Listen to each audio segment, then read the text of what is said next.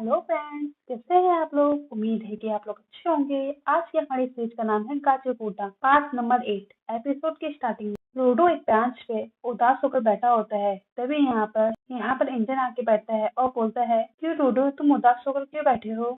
मैंने सुना कि फाइनली तुम्हें अपने इंस्ट्रूमेंट का इस्तेमाल करना आ गया है। बहुत अच्छा हुआ। अचानक से रोडो कहता है, उसने ग्रीस को मारा। ऐसे में मुझे क्या करना चाहिए। वहाँ ऊपर मैं उन्हें बचा नहीं पाया जिन्होंने मुझे बचाया था, और यहाँ भी वही हुआ। ऐसा क्यों है। मुझे लगा था मैं बदल गया हूँ और आगे बढ़ गया हूँ, और फिर से वही हुआ जो होता था। जिंदगी भर ये ऐसा ही होने वाला है क्या। मैं क्या करूँ। इंजन कहता है, क्रिस जानता था कि वो क्या कर रहा है। उसने अपनी टीम के लिए अपनी जान दांव पे लगाई। उसने तुम्हारी हिफाजत इसलिए नहीं की कि तुम एक स्पेराइट हो, इसलिए की कि उसने तुम्हें चीजों और लोगों की परवाह करते हुए देखा है। अब मेरे साथ अंदर चलो और ग्रेस का सम्मान करो। ग्रेस कहता है, अपनी ताकत को जगाने के लिए बधाई हो रोडो, और तुम्हें ठीक दिखकर अच्छा लग रहा है। रोडो सरप्राइज होकर उसे देख रहा होता है और कहता है, क्या तुम अभी तक जिंदा हो। इंजन कहता है, ओह समझा, तुम इसलिए उदास होकर वहाँ बैठे थे कि तुम्हें लगा कि गिरीश नहीं रहा। अब मैं समझा। गिरीश कहता है, तुम मेरी इतनी फिक्र मत करो दोस्त। रोडो गुस्से में आते हुए कहता है, फिक्र ना करूँ तो क्या करूँ। उसका पंजा तुम्हारे सीने के आर पार चला गया है, और ऐसे वार से कोई कैसे बच सकता है। गिरीश बोलता है, ये तो क्लीनर्स की मेडिकल टीम का कमाल है। हमारी आज की स्टार तो ये प्यारी लड़की है। इसका नाम है ईशा स्टिल्जा, क्लीनर्स की इकलौती हीरोइन जो जख्म ठीक कर सकती है। तभी ईशा कहती है, मैं ढंग का काम नहीं कर पाती, लेकिन इस बार मैंने जख्म कैसे ठीक कर दिया। इंजन कहता है, ईशा बहुत ही शर्मीली टाइप की लड़की है। यहाँ पे गेस्ट सबको थैंक यू बोलता है। और रूडो, तुम भी बहुत अच्छे से लड़े, और जैनका और तुमने बहुत ही अच्छे से संभाल लिया। ये कमाल की बात है। और हाँ, उस ताबीज के बारे में ज्यादा मत सोचो। मुझे खुशी है जिस चीज का मैंने इतना ख्याल रखा वो किसी और के काम आई, और मेरे लिए बस इतना ही काफी है। रूडो कहता है, हाँ समझ गया ग्रीस, मेरे लिए सिर्फ इतना ही काफी है कि तुम ठीक हो। इंजन कहता है, तो खैर ये बात तो सच है कि रेडर्स क्लीनर से खुलेआम पंगे ले रहे हैं। मतलब आने वाले दिनों में ट्रेस फीस्ट के साथ साथ कई और चीजों से निपटना पड़ेगा। और हाँ, हमें कुछ नई जानकारी मिली है। तभी वहाँ पे एक आदमी आता है और बताता है, उस राइडर ने एक बॉर्डर का जिक्र किया था। इससे पता चलता है कि वो जो स्पेयर के बारे में रिसर्च कर रहे हैं। रोडो पूछता है, ये कौन है। इंजन कहता है, बॉस। उसका बॉस कहता है, तुमसे मिलके अच्छा लगा रोडो, माफ करना तुम्हारे पहले दिन पर मैं तुमसे मिल नहीं पाया। मेरा नाम है कॉमस, ऑर्खा कॉमस। मैं सभी क्लीनर्स के लीडर की हैसियत से काम करता हूँ। मैंने सुना है कि तुम जानकारी हासिल करने के लिए हमारे साथ कुछ ही वक्त के लिए रहने की सोच रहे हो, और अगर तुम रुकना भी चाहते तो मैं तुम्हें रख नहीं पाता। पर एक बात अच्छी लगी कि तुम्हें हमारे लोग पसंद आए, और तुमने अपनी जान खतरे में डाल के उन सब लोगों की जान बचाई। साथ ही तुम्हारे पास ऐसी ताकत है जो हमारे मकसद में बहुत ज्यादा कारगर साबित हो सकती है। मुझे तुमसे कोई शिकायत नहीं है, और अब से मैं तुम्हारा क्लीनर किट ऑफिशियली वेलकम करता हूँ। मेरे साथ मेरे कमरे में चलो रोडो, मेरे पास तुम्हारे लिए नए कपड़े और कुछ जानकारी है। नेक्स्ट सीन में कॉमर्स बताता है, वो बॉर्डर जैसे कि इस नाम से पता चलता है, स्पेयर और ग्राउंड के बीच की जगह का नाम है। कहते हैं जो भी स्पेयर तक जाने की कोशिश करता है वो बॉर्डर पार करते हुए ही खत्म हो जाता है। अब मैं तुम्हें एक इंटरेस्टिंग कहानी सुनाता हूँ। कहते हैं कि एक औरत है जो बॉर्डर के सबसे पास वाले नो मैंस लैंड में रहती है। एक बार एक मुसाफिर नो मैंस लैंड में खो गया था, और उस औरत ने उसकी मदद की थी। मुसाफिर ने उससे पूछा, तुम भला ऐसी जगह में क्यों रहती हो। उस औरत ने जवाब दिया कि मैं उन लोगों को देखती हूँ जो ऊपर से गिरते हैं। वो औरत कई सालों से वहाँ रहकर सब देख रही थी, और फिर उस औरत ने कहा कि कुछ लोग ऐसे भी होते हैं जो आते हैं अमर हो जाते हैं। हो सकता है उसने ऐसे लोगों को देखा हो जो जिंदा बॉर्डर पार कर सकते हैं। लूडो मन में सोचता है, अगर उस औरत के दिखे हुए किसी भी इंसान ढूंढ निकालूं तो मैं ऊपर जाने का तरीका जान सकता हूँ। कॉमर्स कहता है, और ये भी तुम यहाँ बिना मरे कैसे पहुँचे। पर एक बात तय है, ये सफर बहुत ही खतरनाक होगा। तो क्या तुम जाओगे या रुकोगे। तो फिर तुमने क्या सोचा है। रोडो कहता है, मेरे ना जाने का सवाल ही नहीं उठता। वहाँ इंजन आ जाता है, कहता है, अरे वाह, तुमने तो अपना क्लीनर का यूनिफॉर्म पहन ही लिया, एकदम झकास लग रहे हो इसमें। नेक्स्ट सीन में लूडो, जो कि जबरदस्ती बाहर जा रहा होता है, उसे कोई एक आदमी रोक रहा होता है कि तुम्हें उस लेडी से मिलने अभी नहीं जाना है। लूडो कहता है, वो मुझे वापस इस पेड़ तक जाने का तरीका बता सकती है। इंजन कहता है, शांत हो जाओ, थोड़ा चिल मारो। ये सब क्या है। इस तरह आधी अधूरी तैयारी के साथ तुम कहीं भी नहीं जा सकते, समझे। आखिर तुम नो मैंस लैंड में जा रहे हो बिना जानकारी लिए। या तुम क्या कर सकते हो, ये जाने बिना ही तुम मुंह उठा के वहाँ चले जाओ। ऊपर वाले के पास जाने की इतनी जल्दी है क्या। रोडो कहता है आखिर तुम कहना क्या चाहते हो। इंजन कहता है ये तो अच्छा है कि तुम कमान पे अपनी ताकत का इस्तेमाल करना जानते हो। तुम अब तक न उनकी हदें जानती हो न ही उनकी कमजोरियां, और तुम तो कुछ भी नहीं जानते। रोडो कहता है तो क्या फिर तुम मेरे साथ चलोगे इंजन। इंजन कहता है हाँ, नो मैंस लैंड में अकेले जाना मतलब खुदकुशी करना। वैसे भी क्लीनर्स का काम फ्रेश वेस्ट को मारना ही नहीं बल्कि उनके बारे में जानना भी है। नो मैंस लैंड में जाकर हम काफी कुछ सीख सकते हैं और साथ ही हमें राइडर्स के लिए भी चौकन्ना रहना होता है। इंजन कहता है वो राइडर्स, एक बात बताओ, वो राइडर्स आखिर कीवर्स कैसे बन सकते हैं। मुझे ये बात समझ नहीं आई। इंजन कहता है एक बात जान लो, सभी लोग दिल के अच्छे नहीं होते और ना ही सब लोग चीजों की अच्छी तरह देखभाल करने में काबिल होते हैं। कुछ लोग अच्छे दिखते हैं लेकिन चीजों से बुरा बर्ताव करते हैं, और कुछ लोग बुरे दिखते हैं लेकिन चीजों की अच्छी देखभाल करते हैं।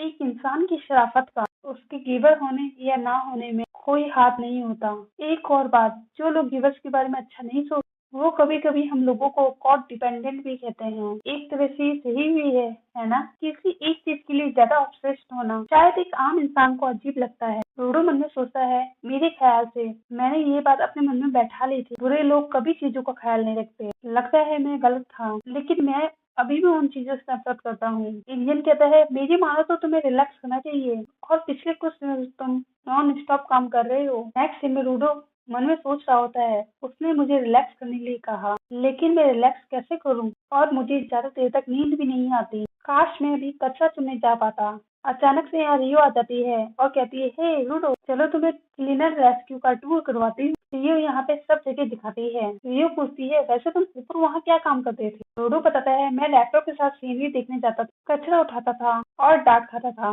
रियो कहती है इस पेड़ पे भी लोगों को चिल्लाना अच्छा लगता है क्या। फिक्र मत करो, यहाँ भी ऐसे लोगों की कोई कमी नहीं है। और वहाँ खाने में क्या खाते थे। रोडो बताता है मैं ब्रेड और सूप खाता था। रियो पूछती है और मिठाई का क्या। रोडो कहता है मिठाई तो सिर्फ पैसे वालों के लिए होती थी। रियो कहती है हमारे पास है, यहाँ बहुत है। रोडो सरप्राइज हो जाता है। रियो बताती है ग्राउंड पर कुछ लोगों का ग्रुप है जिसे बियंडर्स कहते थे। हम क्लीनर्स उनसे कभी कभी मिठाई खरीद लेते हैं। इंजन कहता है अच्छा ये मिठाई खाने आया है। रियो कहती है हाँ, कह रहा है कि कभी मिठाई नहीं खाई। इंजन कहता है पता नहीं ऊपर का हाल क्या है, लेकिन हमारे यहाँ मिठाइयाँ डेक्स से भी ज्यादा मशहूर हैं। इनकी लत मत लगा लेना। रोडो कहता है अमीर लोगों का खाना, वो भी इतना सारा। इंजन कहता है तुमने देखा होगा कि यहाँ बहुत ज्यादा पॉल्यूशन है, इसलिए यहाँ पे फसल उगाना बहुत मुश्किल होता है। इसलिए बाइंडर ऐसे गिवर्स को इकट्ठा करते हैं जो खाना पकाने में माहिर हो। उन्हीं के बदौलत ऊपर के मुकाबले बहुत ज्यादा मिठाइयाँ हैं। रियो कहती है चलो तुम एक खाकर देखो। रूडो यहाँ पे एक मिठाई का पीस उठा के खा लेता है और रूडो यहाँ पे खुशी की वजह से चिल्लाने लग जाता है और उसे खुशी के साथ खाने लग जाता है। रियो कहती है पता नहीं था कि इसे इतना पसंद आएगी। एजेंट कहता है मुझे लगता है इसको इसकी लत लग गई। रूडो कहता है कि मैंने इतनी अच्छी चीज कभी नहीं खाई, मैं इसे रोक नहीं पा रहा हूँ। तभी यहाँ पर एक लड़का आ जाता है। रूडो कहता है ये ऐसे मुझे क्यों देख रहा है, कहीं इसे मेरी मिठाई तो नहीं चाहिए, मैं अभी और खाना चाहता हूँ। तभी उसे वह एक मिठाई का पीस ऑफर करता है और वह उसे ले लेता है। रूडो कहता है ये कितना लालची है। इंजन कहता है क्या तुम कम लालची हो। में इंजन कहता है माफ करना रियो, लेकिन रूडो की इस हालत की जिम्मेदार तुम ही हो। रियो कहती है पता नहीं था इसका ये हाल हो जाए, पर जो भी हो उसे अपने पसंद का कुछ तो मिला। इंजन कहता है पता नहीं था कि वह हमारी मिठाई का पूरा स्टॉक ही चिट कर जाएगा। और यहाँ पीछे से जैनका उन्हें देख रहा होता है। जैनका कहता है अब उस लूजर ने क्या कांड कर दिया। तभी यहाँ जैनका एक अजीब सी चीज देखता है और कहता है हमारे यहाँ किसी ने हमला कर दिया है। हाँ, रूडो कहता है ये मैं हूँ बुद्धू। नेक्स्ट सीन में ट्रेनिंग फील्ड पर रूडो एक नाइफ को चलाने की कोशिश कर रहा होता है। जैनका कहता है क्या तुम फिर से अपने इंस्ट्रूमेंट इस्तेमाल नहीं कर पा रहे। इंजन हंसता हुआ कहता है तुम मिठाई के नशे में इतना डूब गए और तुम ये भूल गए कि ये कैसे काम करता है। रूडो कहता है मैं तो कुछ नहीं भूला। रियो कहती है हम तो तुम्हारी ताकत का अंदाजा लगा रहे थे, पर अब तुम्हारी डाइट का अंदाजा लगाना पड़ेगा। कम से कम अब तुम चल तो पा रहे हो। रूडो मन में सोचता है ये क्या हो रहा है, मुझे पता है कि मुझे कैसा महसूस होना चाहिए। जेनका कहता है रूडो तुम्हें लोगों की फेंकी गई चीजों को करना पसंद था ना, अगर वही तुम्हारी ताकत की बुनियाद है तो शायद तुम्हें कचरे की ही जरूरत है और कोई टूटी हुई चीज जो तुम्हारी ताकत को जगा सके। यहाँ जेनका कचरे का ढेर लगा देता है और कहता है देख लो तुम्हें इसमें से कुछ पसंद आता है तो। रूडो उसमें से कुछ ढूंढते हुए एक ट्रायंगल को ढूंढता है जिसमें अपनी वह पावर का इस्तेमाल करता है। तभी एक अनोखा शेप आ जाता है और वह कहता है लो मैंने कर दिया। इंजन कहता है लगता है जैनका का अंदाजा बिल्कुल सही था। बहुत अच्छे जानकार, तुम एक कमाल के ट्रेनर हो। जनका कहता है एक मामूली हुनर कुदरती हुनर से ज्यादा काम का हो सकता है और ऐसे दिमाग वाले को कभी कम मत समझना। चलो देखते हैं तुम एक से ज्यादा हथियार बना पाते हो या नहीं। चलो शुरू करो। बूढ़े यहाँ पे टूटी हुई चीजों को बाहर निकाल रहा था और अपनी पावर का इस्तेमाल करके उनका अलग ही शेप तैयार कर लेता है। यहाँ जनका कहता है तुम तो सच में कमाल के। तभी यहाँ रूडो की नाक से खून आने लग जाता है। जन कहता है पता था ये ऐसा ही होगा। जब भी अपने इंस्ट्रूमेंट का लगातार इस्तेमाल करता है इसकी नाक से खून बहने लगता है इसकी ग्लव्स की क्वालिटी इतनी तगड़ी है, इसकी बॉडी इसके साथ टिक नहीं पाती। रूडो कहता है क्वालिटी। इंजन बताता है जितनी जितनी देर तक किसी भी चीज की गहराई से देखभाल करोगे वो चीज उतनी ही अच्छी इंस्ट्रूमेंट बन जाती है। हम इस बात को उसकी क्वालिटी सुधारना कहते हैं। क्वालिटी जितनी ज्यादा अच्छी होगी वो चीज उतनी ही ज्यादा ताकतवर होगी। लेकिन ये भी सच है एक लड़ाई में क्वालिटी ही सब कुछ नहीं होती। इस्तेमाल करने वाले का तजुर्बा और मानसिकता का भी असर हो सकता है और उससे बहुत फर्क पड़ता है। तुम ऐसा कह सकते हो दोनों ही चीजें जरूरी हैं। जानका कहता है हाँ बचपन से ही अगर उनका ख्याल रखा है तो उनकी क्वालिटी काफी ज्यादा अच्छी होगी। पर क्या इसका असर ये बॉडी पे इतना होना चाहिए या फिर सीरीज का इससे कुछ लेना देना है। रूडो कहता है पर उस दिन उस ताबीज को मैंने हथियार बनाया था वो रात में क्यों बदल गया। और अभी वाली चीज तो बिल्कुल ठीक है। मैं इन्हें आपस में स्विच कर रहा हूँ पर इन्हें कुछ नहीं हो रहा। क्या इसकी कोई टाइम लिमिट है। रियो कहती है वैसे मुझे लगता है कि शायद ये कोई चीज है जिससे मकसद पूरा होता हो। आखिरकार तुम्हारी ताकत की सीख ऐसी कीमती चीज की काबिलियत को सामने लाना है जिसे किसी ने फेंक दिया हो या तोड़ दिया हो। जब तुम उन चीजों को रिसाइकिल करते हो तो उन्हें उनका असली मकसद पूरा करने लायक बना देते हो। ये कमाल की बात है ना। जानका कहता है ये सच है। वह चीज लड़ाई खत्म होने और रूडो के सुरक्षा के बाद ही बिखरी थी।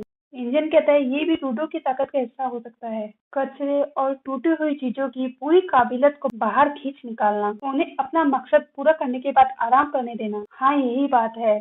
मेरे ख्याल से रियो की बात सही है। तुमने ग्रीस का ताबीज और वह दूसरी चीज नहीं तोड़ी जिसे तुमने हथियारों में बदला था। तुमने वक्त से पहले फेंकी हुई चीजों का आखिरी बार शान से चमकने का मौका दिया। डूडू कहता है मैं समझ गया मेरी ताकत चीजों को तोड़ने में नहीं है। रियो कहती है वैसे उस बंदे ने कहा था कि तुम्हारे ग्लव्स किसी सीरीज का हिस्सा हैं। वो क्या कह रहा था। डूडू कहता है सीरीज इसका मतलब इसके जैसी और भी चीजें हैं और वो मुझे। रियो कहती है क्या इनका कोई नाम भी है। रूडो कहता है नाम। रियो बोलती है जब हम किसी चीज को चाहते हैं तो उसे एक नाम दे देते हैं। रूडो कहता है मैंने तो इस बारे में कभी सोचा ही नहीं। इंजन कहता है अब तो तुम्हें उन्हें एक नाम देना ही होगा। नेक्स्ट फिल्म में एक मैन को दिखाया जाता है और वहाँ जेबा और पृथ्वी पहुंच जाते हैं। बोलता है वह क्लीनर, वह सिटी ऑफ आर्ट, वो desert altar, vital instrument series, वो वॉचमैन सीरीज, रूडो। और ये एपिसोड यही खत्म होता है दोस्तों। चलिए अगर आपको ये एपिसोड पसंद आए तो कमेंट में जरूर बताइए। अच्छा फिर मिलते हैं। Till then bye bye.